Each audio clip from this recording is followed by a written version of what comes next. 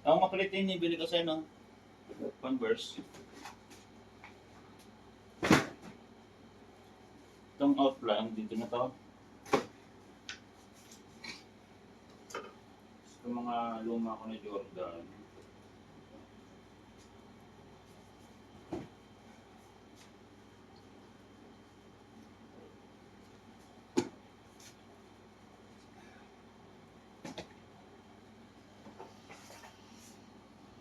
Saan yung takip na ito?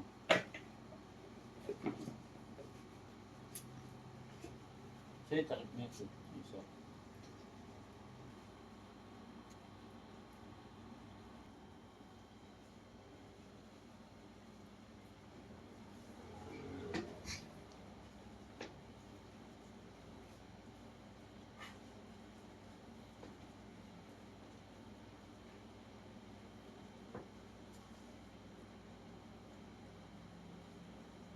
Jordan Levi's.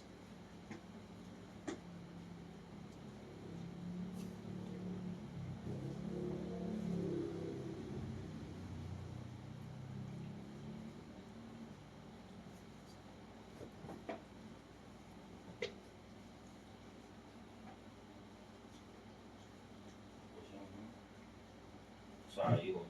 Ito naman sa Sayon. Pero ito yung ano, Naruto version.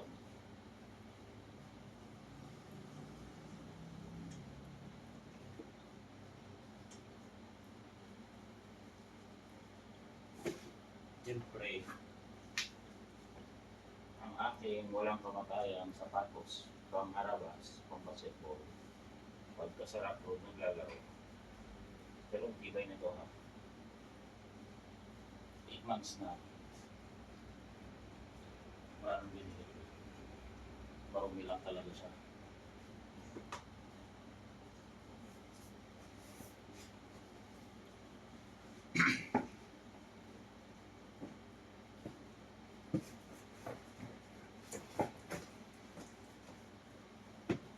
Tapos, ito yung word balance na X-Men. Kaso nakalagay Converse.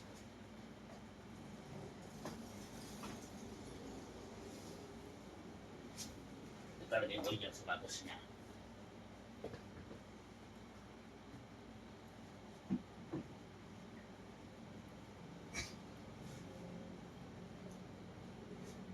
Pagsumba ng aking asawa.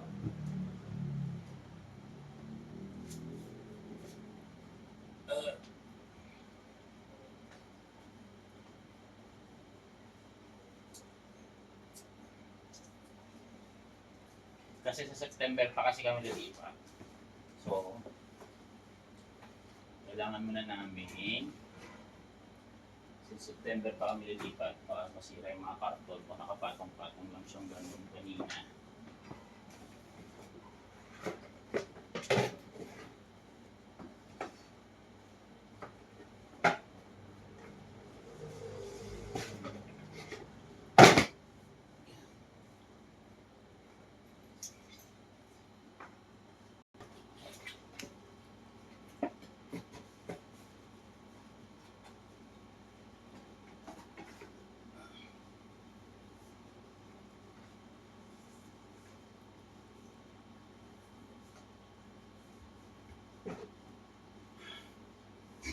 So, dito tayo sa ating mga mamahal na sapatos. So, yung natin itong NBA, WNBA. Ito yung limited edition ko na ano. So, since siya may pinakamakapal na karton, kasi pag sikat namin sa bahay namin, may sarili na silang ano yan? Yung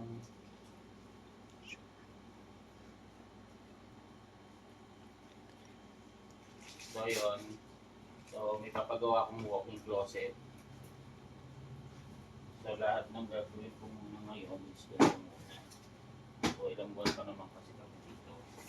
Bago kami dito sa bahay pa naman. Kasi ito yung ano, pinagsama-samang joint forces ng Jordan. Okay. Kami yung ano, Jordan 7, 8, 5, 6. Kami sila dyan. Sobrang ganda. Ang pogi lang doon ko eh. So, alam na.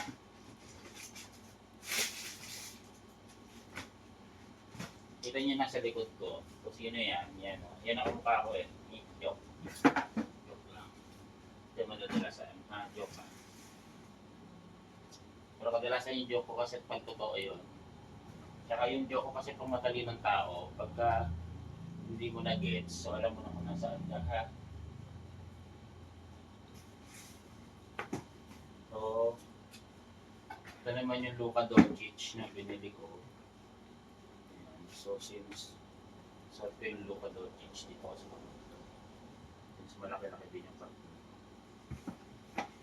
Kapag lipat ko sa walk-in closet, diba, nakakarton pa kayo.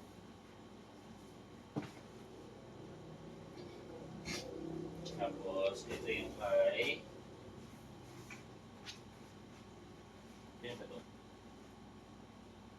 Si Jason Tatum.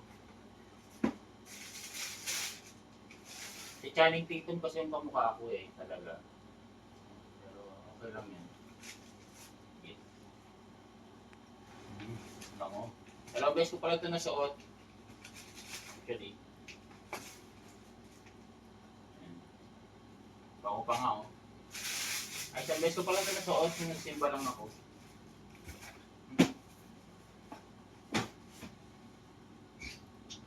So ito next. Ito yung Ja Morant. Ja Morant, ayan na yung full 8. Yan. Yung paglipat namin dito sa Iloilo, ito yung unang binili kong shoes. Yung Ja Morant na full 8.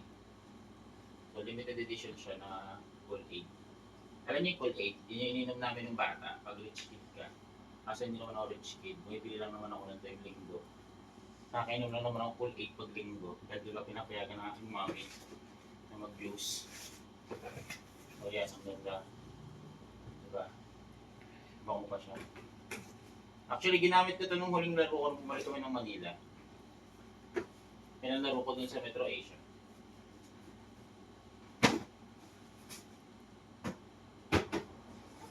So lahat ng mga dito. Nako. Dito yung Nike. Hindi maliliit yung box. So ito yung Air Zoom GT. Ito yung kala mo yung naka-smile siya palagi. Mga isang beses ko lang ito nasuot. Pinasok ko lang sa opisina. Tsaka nandad kami na Zumba nung miss ko. Abay, dalawang beses pala. Yung Zumba na yung party. Yung Dumans Contest yung misis ko. Kung pinanood nyo yung vlog.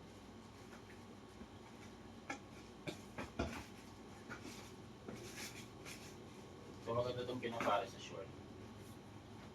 So since matibay naman yung kahon mo na. Halika muna dito siya Morant. Siya Morant.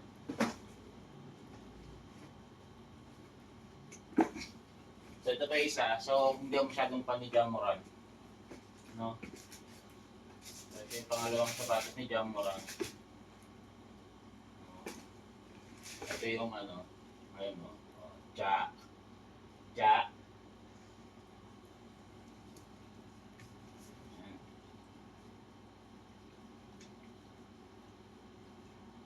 Pwede ka manalamin dito sa check niya. So ito dalawang beses ko pa lang siyang nasusuot. Actually sa opisina at ako nagsimba ako. Pero lahat sila pala nasuot kong nagsimba ako kasi pinapabless ko sila.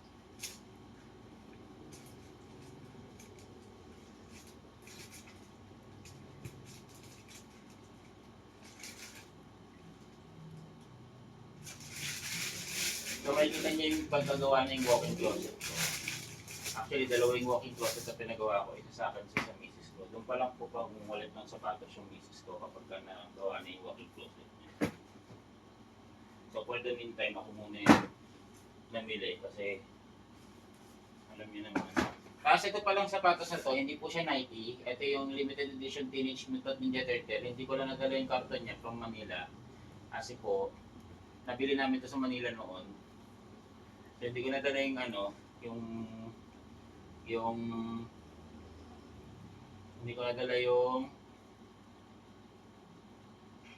yung box niya kasi nabasa. Sayang. Anyway, yan nga po. So, ito si Melo. Tapos ito yung Melo na sapatos niya, no? Na Puma. Maganda itong gamitin, actually. Feeling mo gwapo ka kapag kasuot mo to. Pagka pinanood niyo yung video ko sa YouTube na suot ko to, ang mapapansin nyo lang yung sapatos, hindi nyo mapapansin yung mukha ko. So maganda siya ang gamitin. Makapit. Tapos, ito naman yung Booker. Book 1. Pero gusto ko kasi yung ganito, kasi yung camouflage. Kasi syempre, alam mo naman tayo, Reserve Air Force po tayo. So kailangan medyo may camouflage naman tayo, di ba? So pagkasuot mo to, feeling mo, pugi ka. Well actually, pang pogi lang daw talaga to. Pinilit ko lang bumili para mapagkamal di tayo pogi.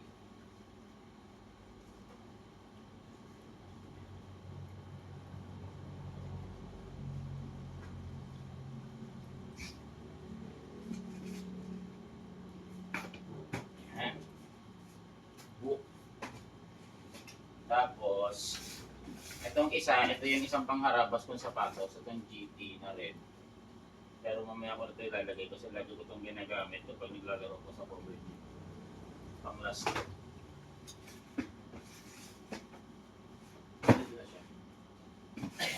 So ito pala yung pinakamahal kong sapatos actually. Yung Kobe Bryant Snakeskin. Diba? Asan na nga pala yung Kobe Bryant mo mahal? Saan nilagay?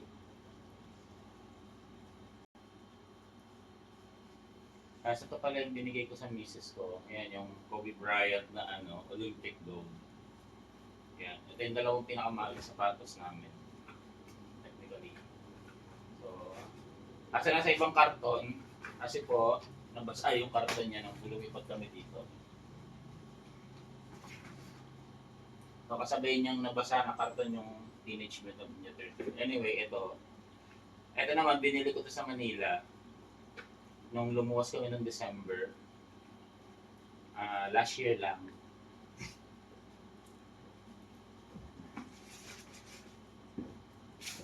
So, huwag niyo na tanongin yung presyo nito, search niyo na lang. So, pagkasuot ko to, kailangan naka-Lakers ako na okay, naka-Mamba ako na puti. Ito pala yung mga sintas. So yung plano ko dun sa walk-in closet ko kasi may mga poster sila. Tapos nandun sa poster nila yung mga shoes nila.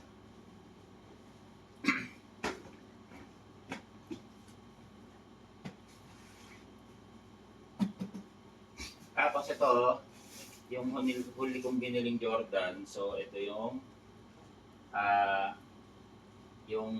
spiky low. So ito yung pinagsama-samang Jordan 3, Jordan 4, Jordan 5, Jordan 6, Jordan 7. Tapos sama sila din. O diba? May mga touch-touch sila, kulay white.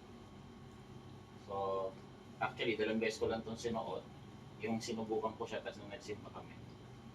O, diba? Hindi ko pa siya masyadong nasusuot. Pero sa walk-in closet, mga nakalabas sila. Medyo malaki kasi yung walk-in closet na pinapagawa ko sa bahay. So, expected na magwawalwal pa ako ng sapatos. So by September kasi tapos na yung yung gate ng bahay, tsaka yung walk-in closet ko.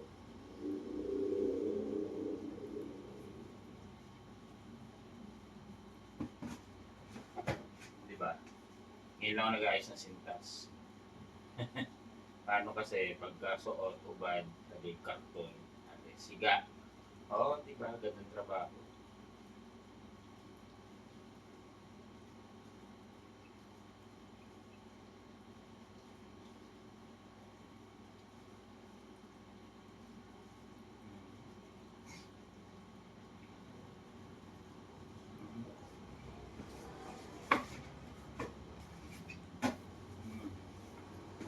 para hindi masyadong mabigat, hindi masyadong mabigatan. Para pagkalipat ko sa bahay. So, ito pala yung nag-iisang Adidas ko. So, ayan. Mali pa yung size, pero buti na lang, kasya sa akin. So, nasunod ko naman siya, maganda naman. 10.5 to, pero saktong-sakto pagka nakamanipis akong medyas. Medyo naka-adjust lang ng konti yung aking hintataba kasi parang luya yung pa ako. Kaya ako size 12. So, ito yung sapatos ni Damian Lillard. Dame time. So, pagdating mo, medyo bago pa, di ba? Sinot ko lang siya. Nagsimba ako. Hindi ko pa siya papasukan. Hindi ko pa siya sasabihin. So anyway, yan po yung aking mga so far. Binili ko lang yan noong last September lahat. Thank you.